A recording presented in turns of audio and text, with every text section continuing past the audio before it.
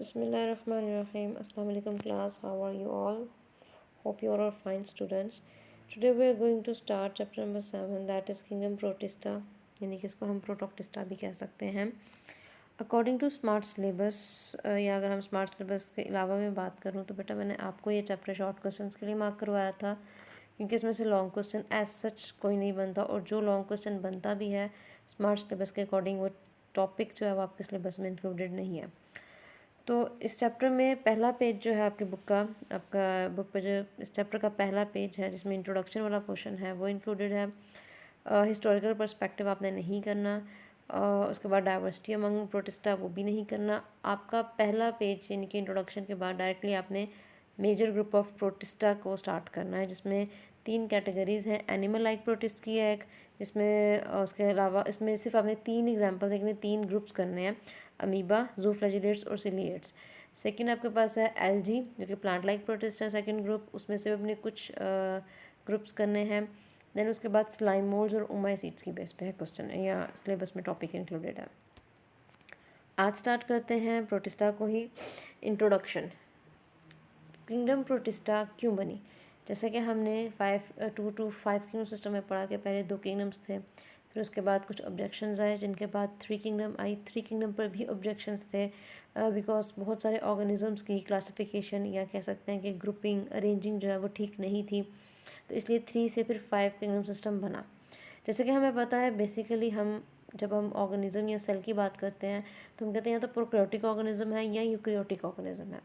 पर जब आप यूकैरियोटिक ऑर्गेनिजम्स में डिफरेंट ऑर्गेनिजम्स को या स्पीशीज़ को स्टडी करते हो तो बहुत सारी ऐसी स्पीशीज़ में हमें मिलती हैं, बहुत सारे ऐसे ऑर्गेनिजम्स मिलते हैं जो यूकैरियोट्स में भी डिफ्रेंशिएट करते हैं, जो यूकैरियोट्स में भी डिफरेंट या वेरियस फॉर्म्स में, वेरियस मैथड्स में, वेरियस वेज से एक दूसरे से डिफ़र करते हैं.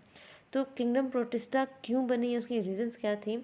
किंगडम प्रोटिस्टा बनाने की 2 मेन वजूहत थी, 2 मेन रीजंस थे. वो क्या थी कि हम किंगडम प्रोटिस्टा को बाकी किंगडम्स के लिहाज से या बाकी किंगडम में के जो मेंबर्स हैं या जो ऑर्गेनिजम्स हैं हम उनके लिहाज से इसको करेक्टराइज नहीं थे कर पाते. तो इट मीन्स कि इसको करेक्टराइज करना, इसको आइडेंटिफाई करना थोड़ा मुश्किल होता था. क्यों?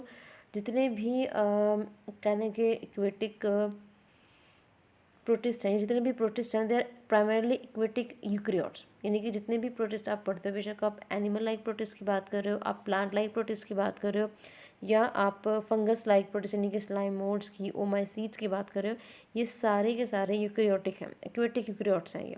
ठीक है. और उसके अलावा इनके जो बॉडी करेक्टर्स जिनको आइडेंटिफाई करना थोड़ा मुश्किल था, जिनके बेस पे इनकी आइडेंटिफिकेशन, इनको करेक्टराइज करना डिफ़िकल्ट था, वो ये थे कि इनकी बॉडी फॉर्म्स बहुत सारे हैं, इनमें रिप्रोडक्शन के मेथड्स बहुत सारे हैं, इनमें मोड्स ऑफ न्यूट्रिशन डिफरेंट हैं, बहुत सारी हैं, लाइफस्टाइल इनकी डिफरेंट है सबके. तो various body forms, various type of reproduction, various modes of nutrition, various lifestyle की वजह से किंगडम प्रोटिस्टा में जो मेंबर्स पाए जाते हैं या जो ऑर्गेनिजम्स हमें मिलते हैं उनको करेक्टराइज करना थोड़ा मुश्किल था. सो बेसिकली ये किंगडम जो है इसको डिफ़ाइन किया गया था एक्सक्लूशन की बेस पे. एक्सक्लूशन कहते हैं किसी भी चीज़ को कीप आउट करना या उसको अलग करके बताना, अलग से उसको रखना.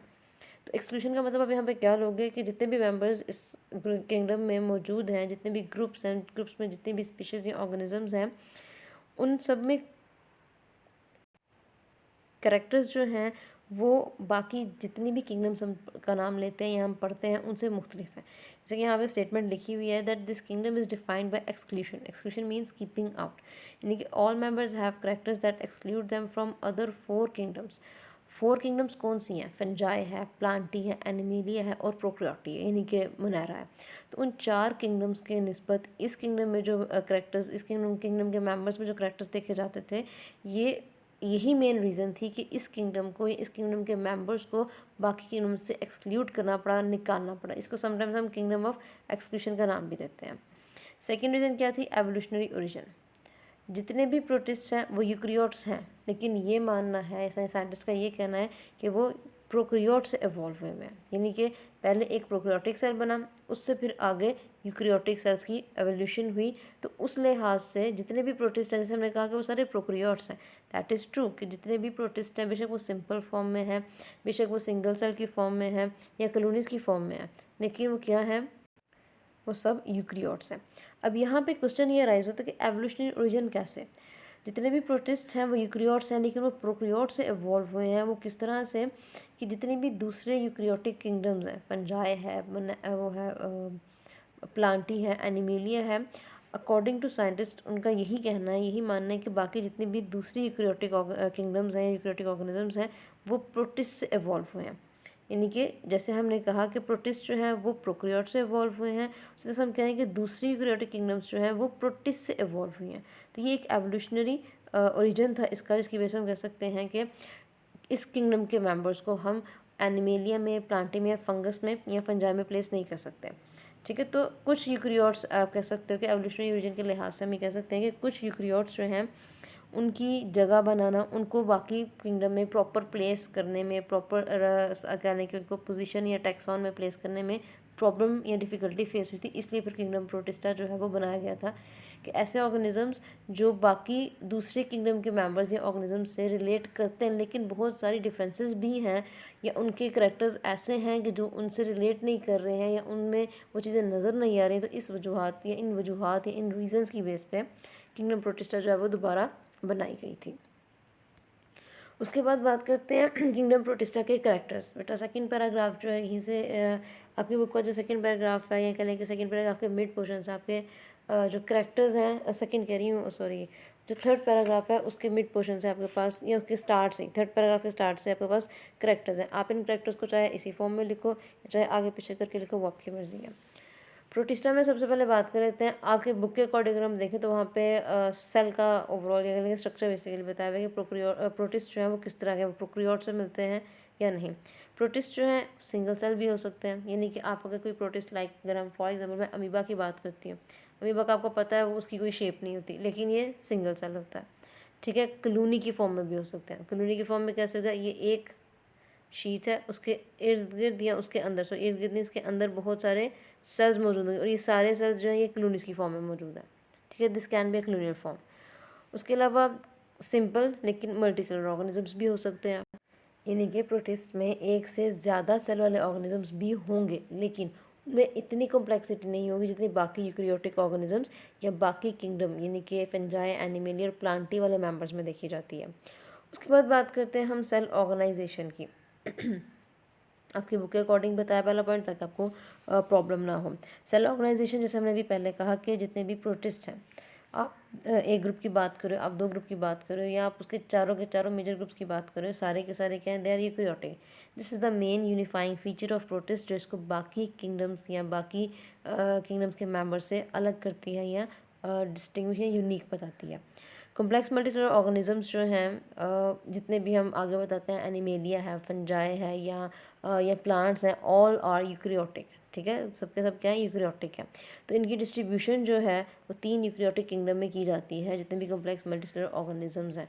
डिस्ट्रीब्यूशन क्या है, fungi is a kingdom of eukaryotic organisms, Plantae is also a kingdom of eukaryotic organisms, and Animalia is also a kingdom of eukaryotic organisms. So being a eukaryote, protist जो है वो बाकी जितनी भी कहने की किंगडम्स में से एक जो मेन किंगडम है प्रोक्रियोटिक किंगडम है, जिसको आप किंगडम मुनैरा कहते हैं, जो हमने चैप्टर नंबर 6 में पढ़ा, उनसे क्लियरली डिफ्रेंशिएटेड है as compared to any other organism. जिसको अगर हम कह रहे हैं कि प्रोटिस्ट जो है they are the main members organisms जिनसे आगे बाकी यूक्रियोट्स हैं, बाकी किंगडम्स बनी हैं। तो उस लिहाज से अगर हम देखें तो ये यूक्रियोट है। प्रोटिस्ट के मेंबर्स जो हैं वो सब के सब यूक्रियोट हैं, लेकिन वो प्रोक्रियोटिक ऑर्गेनिजम्स के या किंगडम मुनैरा में जितने भी मेंबर्स पाए जाते हैं उन सब से क्लियरली डिफरेंट है। उनके साथ इनका किसी भी तरह का रिलेशन या कहने के रिजेम्बलेंस नहीं बनती। सिर्फ आप ये कह सकते हैं कुछ प्रोटिस्ट जो है वो सिंगल सेल होते हैं, जैसे एक प्रोक्रियोट जो है वो सिंगल सेल है, लेकिन बाकी स्ट्रक्चर उनका सेम नहीं होता। प्लांट्स और एनिमल्स में एम्ब्रियो बनता है, ब्लास्टुला बनता है, लेकिन प्रोटिस्ट जो है वो प्लांट्स की तरह नहीं होते, यानी कि इनमें ना तो ब्लास्टुला की फॉर्मेशन होती है ना एम्ब्रियो की फॉर्मेशन होती है। आप कह सकते हो कि वो सेल्स जिनसे आगे जाके कंप्लीट इंडिविजुअल ने बनना होता है। ओरिजिन के लिहाज से बात करें कि प्रोटिस्ट कैसे इनके अबाउजात क्या हैं या इनके फोर फादर्स क्या हैं, तो हम कहते हैं कि दे आर पोलीफाइलेटिक इन ओरिजिन। पोलीफाइलेटिक का मतलब होता है, पोली मीन्स मैनी, तो पोलीफाइलेटिक जिनके बहुत सारे अबाउजात हों, यानी कि वो प्रोटिस्ट जो किसी एक इंसेस्टर से नहीं, बहुत सारे डिफरेंट और या बहुत सारे डिफरेंट इंसेस्टर से अराइज हुए वो इवॉल्व हुए वो उनको हम पोलीफाइलेटिक इन ओरिजिन का नाम देते हैं, यानी कि पोलीफाइलेटिक होते हैं वो, जिनके अबाव इजदाद या जिनके इंसेस्टर कॉमन ना हो, सिमिलर ना हो, एक ना हो, बहुत सारे डिफरेंट इंसेस्टर्स हों।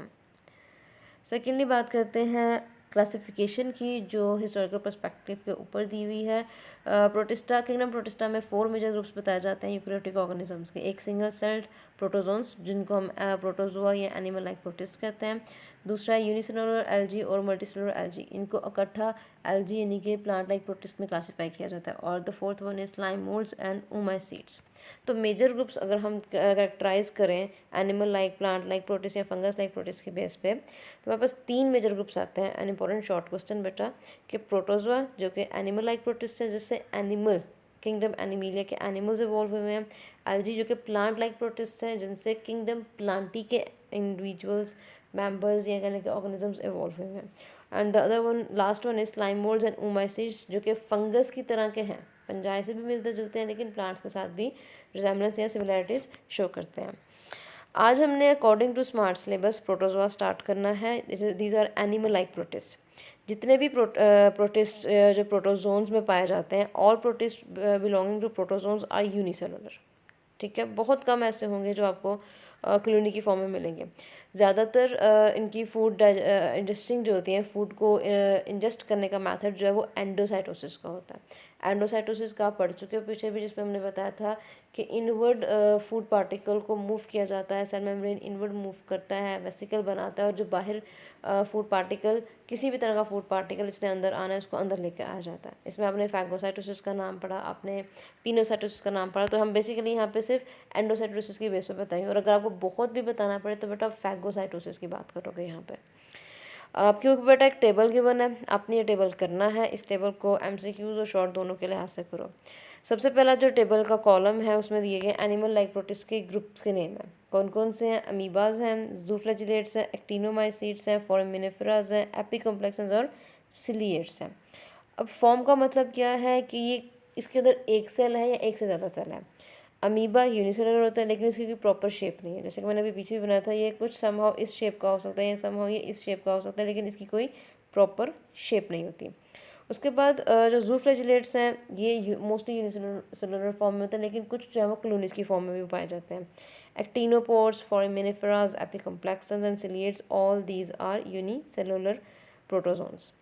लोकोमोशन, हरकत कैसे करते हैं, एक जगह से दूसरी जगह मूव कैसे करते हैं। अमीबॉइड्स में फ्लैजिला नहीं होता, इनमें फॉल्स फीट का स्ट्रक्चर मौजूद होता है जो इनके साइटोप्लाज्म में ही मौजूद होता है, जो इनकी फॉरवर्ड बैकवर्ड मूवमेंट को रेगुलेट या कंट्रोल कर रहा होता है, उसको हम कहते हैं स्यूडोपोड्स। तो स्यूडोपोड्स क्या हैं? This are false foot. ठीक है, ये लोकोमोशन में इन्वॉल्व होते हैं, मूवमेंट या मोटिलिटी में इन्वॉल्व होते हैं, लेकिन अमीबास की। उसके बाद जूफ्लैजिलेट्स, फ्लैजिलेट्स। ठीक है, यहाँ से नेम से इंडिकेशन है, फ्लैजिलेट्स मतलब जिनमें फ्लैजिला मौजूद होगा। इनमें एक या एक से ज़्यादा फ्लैजिला मौजूद होता है। एक्टिनोपोड्स भी स्यूडोपोड्स के थ्रू मूव करते हैं। फोरामिनिफेरास भी अमीबा और एक्टिनोपोड्स की तरह स्यूडोपोड्स के थ्रू ही मूव करती है।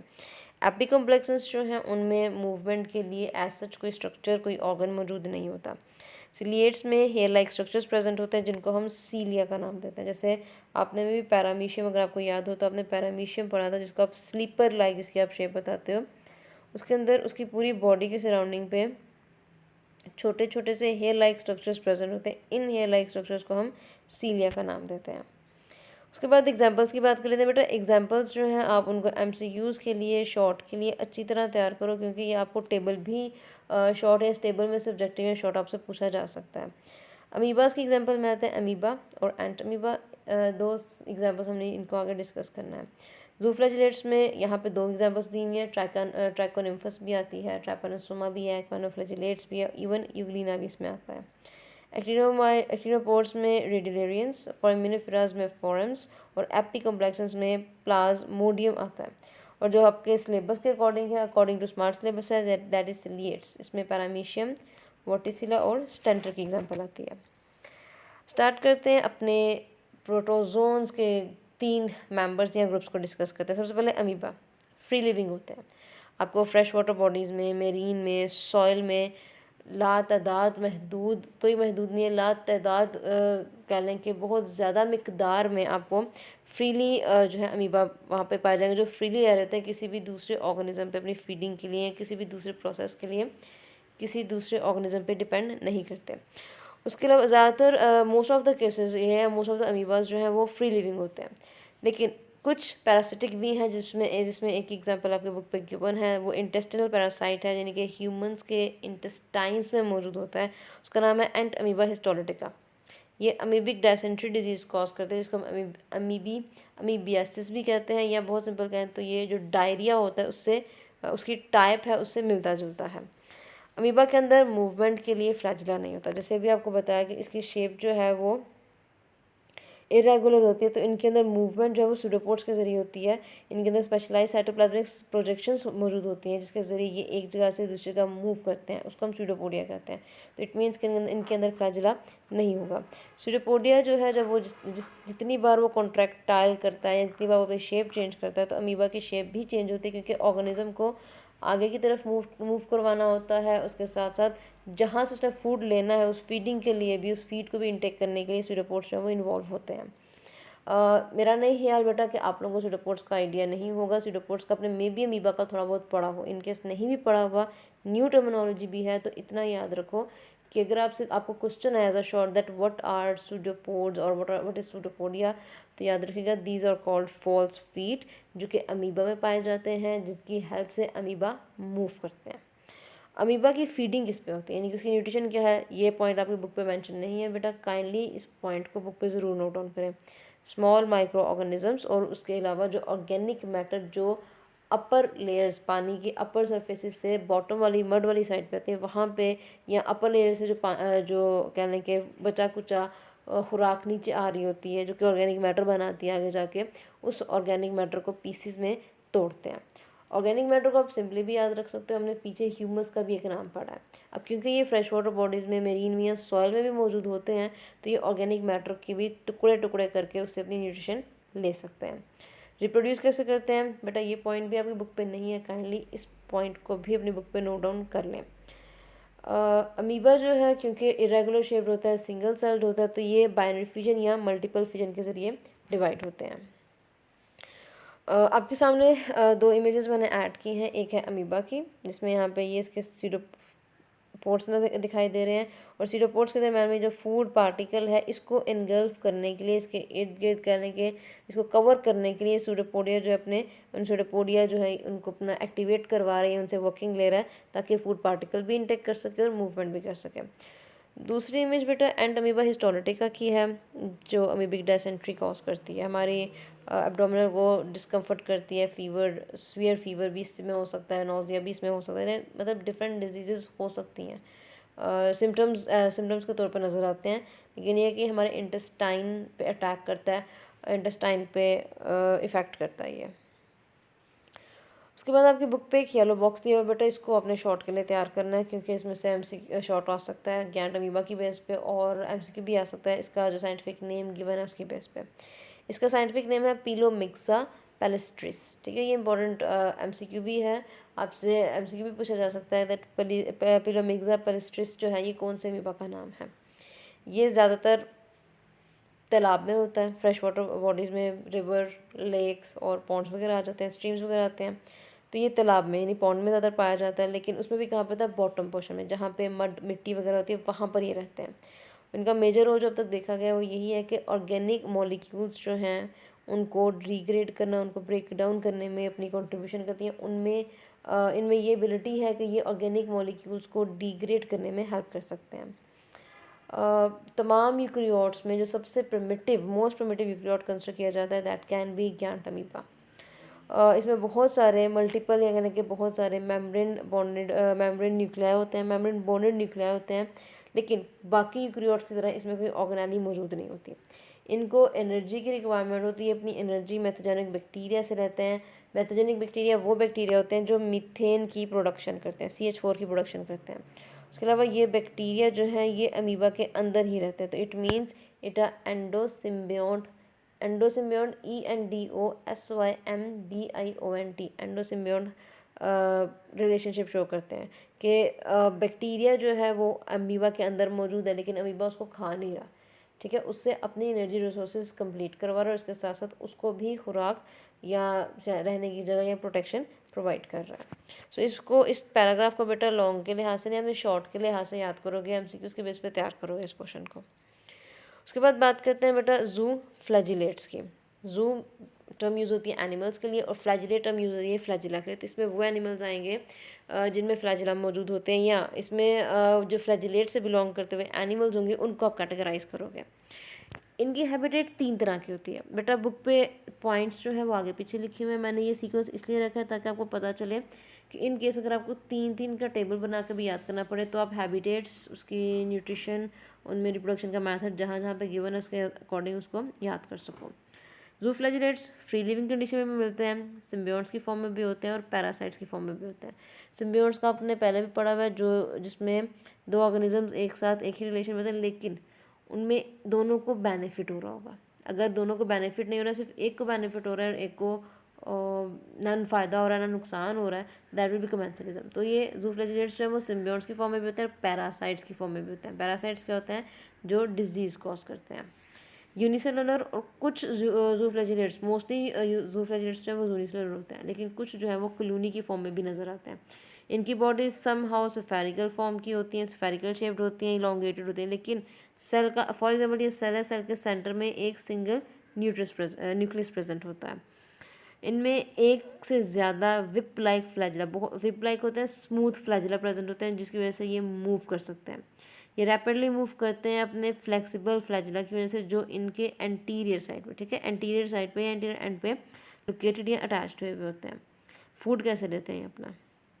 जू फ्लैजिलेट्स जो है वो अपना फूड लेते हैं लिविंग और या डेड ऑर्गेनिजम्स को इंजेस्ट करके, या डेड और डिकम्पोजिंग मैटर, ऑर्गेनिक मैटर जो है उससे अपने न्यूट्रिएंट्स को एब्जॉर्ब करके अपनी फूड रिक्वायरमेंट, अपनी एनर्जी की रिक्वायरमेंट को फुलफिल करते हैं। आपकी बुक में 3 एग्जांपल्स हैं, तीनों एग्जांपल्स एमसीक्यूज़ और बेटा ऑब्जेक्टिव यानी कि एमसीक्यूज़ यानी कि शॉर्ट क्वेश्चन, एमसीक्यूज़ और उसके साथ शॉर्ट क्वेश्चंस के लिए बहुत इंपॉर्टेंट है। 3 एग्जांपल्स कौन सी हैं? ट्राइकोनिम्फस, ट्राइपैनोसोमा और क्वानोफ्लैजिलेट्स। ट्राइकोनिम्फस फ्लैजिलेट्स हैं, स्पेशलाइज्ड फ्लैजिलेट्स हैं, एज़ कम्पेयर टू अदर्स थोड़े कॉम्प्लेक्स हैं।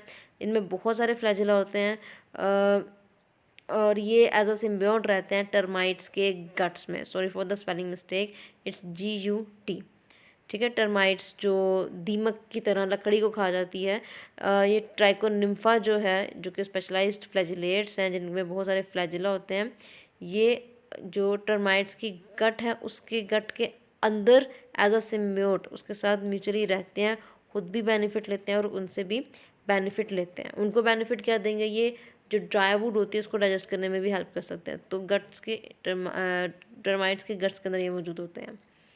उसके बाद है ट्राइपैनोसोमा, ये ह्यूमन पैरासाइट है। ये एक डिजीज़ कॉज करता है, उसको हम कहते हैं अफ्रीकन स्लीपिंग सिकनेस। ये डिजीज़ ट्रांसमिट कैसे होती है? This disease is transmit by bite. एक इन्फेक्टेड से फ्लाई के बाइट करने से ये डिज़ीज़ जो है वो स्प्रेड होती है। इस डिज़ीज़ को ट्रीट करना ज़रूरी है। अगर इसको अनट्रीटेड रखा जाए या इसको ट्रीट ना किया जाए तो ये हमारे सेंट्रल नर्वस सिस्टम के सेल्स तक भी पहुंच सकती है और आप कह लो कि डेथ भी कॉज कर सकती है अगर इसका प्रॉपर ट्रीटमेंट ना किया जाए तो।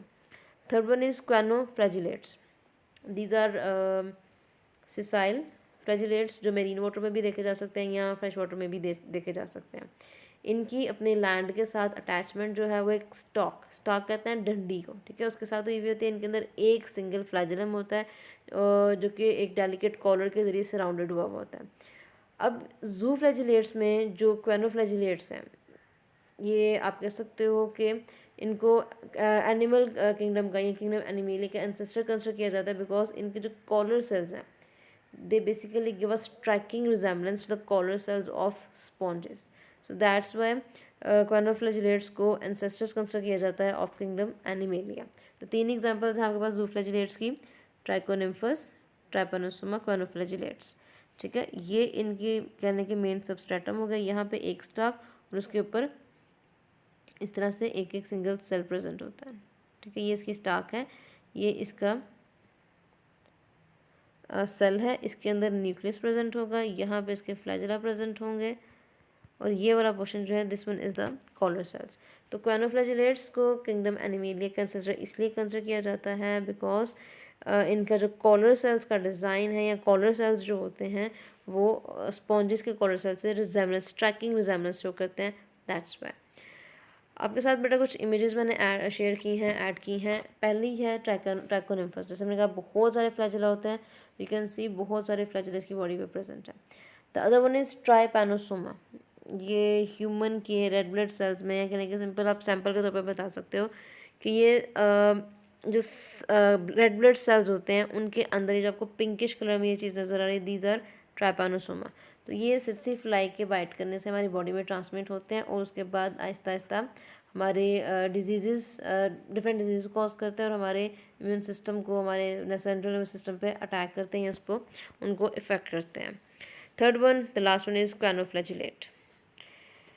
जैसे कि हमने कहा कि एक सिंगल फ्लैजिलम है, ठीक है। उसके बाद मैंने कहा ये चीज़ जो आपको नजर आई this one is the collar, ये जो चीज़ बनी हुई है this one is the collar, एक ही न्यूक्लियस है।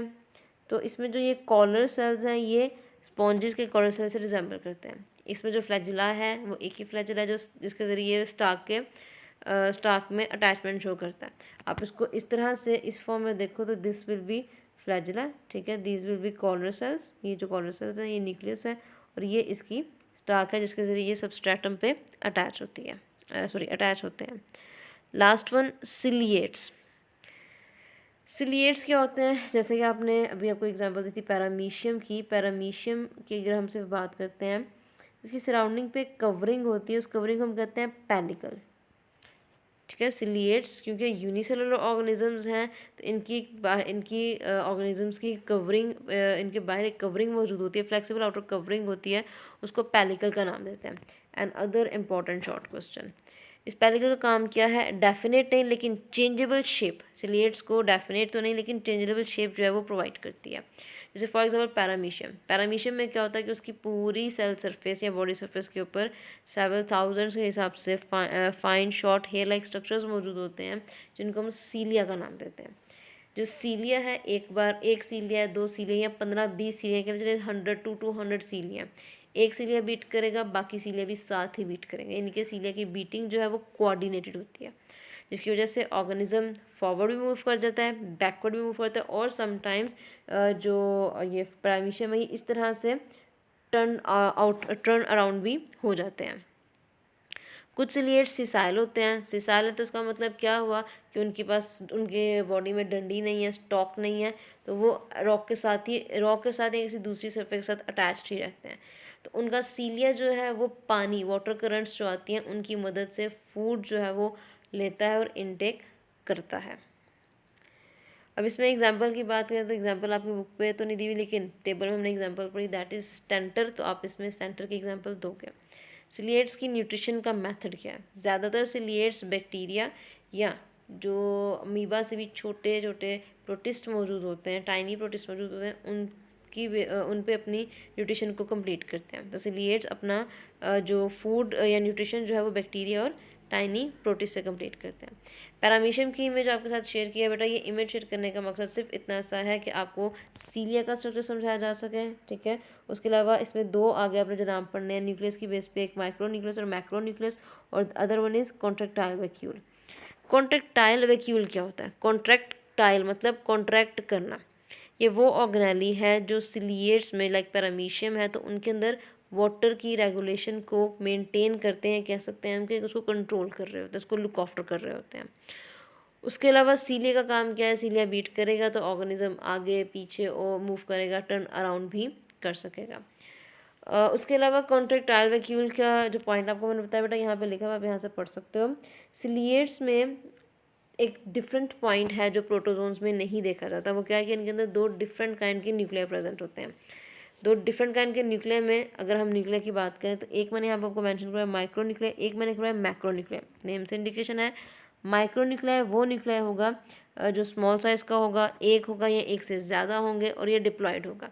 ये सेक्शुअल रिप्रोडक्शन यानी कि सेक्शुअल प्रोसेस में इन्वॉल्व होते हैं। The other one is macro nucleus, वो होता है लार्ज पोलीपोलाइड होता है लेकिन वो सेल की ग्रोथ में और सेल की मेटाबॉलिज्म में इन्वॉल्व होते हैं, उसकी सेल की मेटाबॉलिज्म और सेल की ग्रोथ को लुक आफ्टर करते हैं। तो ज़्यादातर हमने कहा कि सिलिएट्स में जो माइक्रो न्यूक्लियस है वो सेक्सुअल रिप्रोडक्शन शो करते हैं, यानी कि सेक्सुअल प्रोसेस को शो करता है। तो इट मीन सिलिएट्स जो हैं वो सेक्सुअली रिप्रोड्यूस करते हैं by process called conjugation. Bacteria में हमने कॉन्जुगेशन का नाम पढ़ा था, उसमें हमने क्या बताया था कि दो सेल्स के दरमियान में फिजिकल कांटेक्ट होता है और उस फिजिकल कांटेक्ट के रिजल्ट में ऑर्गेनिज्म जो अपना डीएनए अपने सेल से दूसरे सेल, यानी कि जो डोनर सेल है वो डीएनए रिसिपिएंट सेल को रिसीव कर देता है या उसको डोनेट कर देता है। इसी तरह से कॉन्जुगेशन में जो पॉइंट मैंने आपको भी बताया है कि दो सेल्स जो हैं वो फिजिकल कांटेक्ट में आते हैं, अपना डीएनए या जो भी चीज़ वो ट्रांसफ़र करना चाहते हैं उसको ट्रांसफ़र या डोनेट कर देते हैं। इट मीन्स के during conjugation two individuals will come together and exchange their genetic material. अब इस जेनेटिक मटेरियल के एक्सचेंज होने के रिजल्ट में जो नए सेल्स दो बने हैं, चार बने हैं, जितने भी सेल्स बने हैं वो क्या होंगे, उनके अंदर नई चीज़ें, नई जीन्स मौजूद होंगी, न्यू कम्बिनेशंस होंगे वो। तो बेटा इस चैप्टर के तीन मेन पोर्शंस हैं, animal like protist, plant like protist और उसके साथ साथ फंगस लाइक प्रोटिस्ट। तो बेटा इन तीन पोर्शंस में से एक पोर्शन मैंने आपको स्मार्ट सिलेबस के अकॉर्डिंग करवा दिया है, उसे एक पोर्शन के तीन ग्रुप्स आपने पढ़े आज, अमीबा, जूफ्लैजिलेट्स और उसके साथ साथ सिलिएट्स। तो क्लास यहाँ पे क्लास ख़त्म होता है, लेक्चर कंप्लीट होता है। इंशाल्लाह नेक्स्ट टॉपिक जो है इसको हम अपने नेक्स्ट क्लास में कवर अप करेंगे। अल्लाह हाफिज़ क्लास।